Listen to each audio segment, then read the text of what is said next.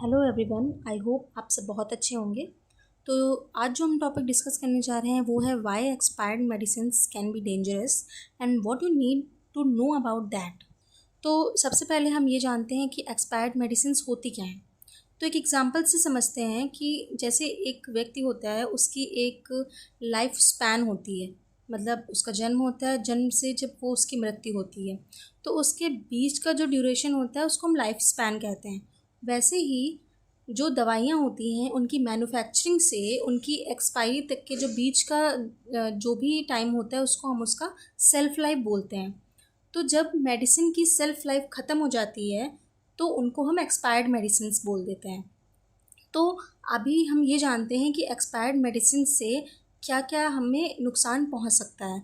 तो सबसे पहले क्या होता है कि एक्सपायर्ड मेडिसिन का पहला जो है वो है रिड्यूस्ड इफ़ेक्टिवनेस।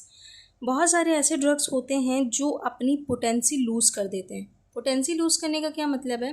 पोटेंसी लूज़ करने का सीधा मतलब है कि जो ड्रग की किसी भी डिज़ीज़ के अगेंस्ट, किसी भी बीमारी के अगेंस्ट उसके काम करने की जो इंटेंसिटी है वो ख़त्म हो जाती है, यानी कि वो ड्रग उस डिज़ीज़ के अगेंस्ट काम नहीं कर पाती है। ओके।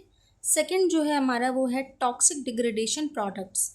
बहुत सारे केसेस ऐसे भी होते हैं जिनमें एक्सपायर्ड मेडिसिन्स हार्मफुल सब्सटेंसेस में कन्वर्ट हो जाती है, जिसकी वजह से टॉक्सिसिटी और कुछ अनएक्सपेक्टेड साइड इफ़ेक्ट और एलर्जिक रिएक्शंस देखने को मिलते हैं। Okay. Third one is increase risk of side effects. क्योंकि एक्सपायर्ड मेडिसिन की केमिकल स्टेबिलिटी डिक्रीज़ हो जाती है तो ये मेडिसिन बॉडी में डिफरेंट तरीके से रिएक्ट करने लगती हैं, जिसकी वजह से अनप्रिडिक्टेबल और डेंजरस साइड इफ़ेक्ट देखने को मिलते हैं। Okay. Fifth one is health complications. बहुत सारी डिजीज़ कंडीशंस ऐसी भी होती हैं जैसे कि डायबिटीज़, हार्ट डिजीज़, इन्फेक्शंस। इन सब में क्या होता है, कभी भी अगर हमने एक्सपायर्ड मेडिसिन ले ली इन कंडीशंस में तो ये हमारे लाइफ के लिए डेंजरस हो सकता। तो ये थे कुछ हिडन डेंजर्स जो एक एक्सपायर्ड मेडिसिन के खाने से हो सकते हैं। तो नेक्स्ट टाइम कोई भी मेडिसिन ख़रीदें या खाएं तो एक बार उसकी एक्सपायरी ज़रूर चेक कर लें। Thank you for watching this video.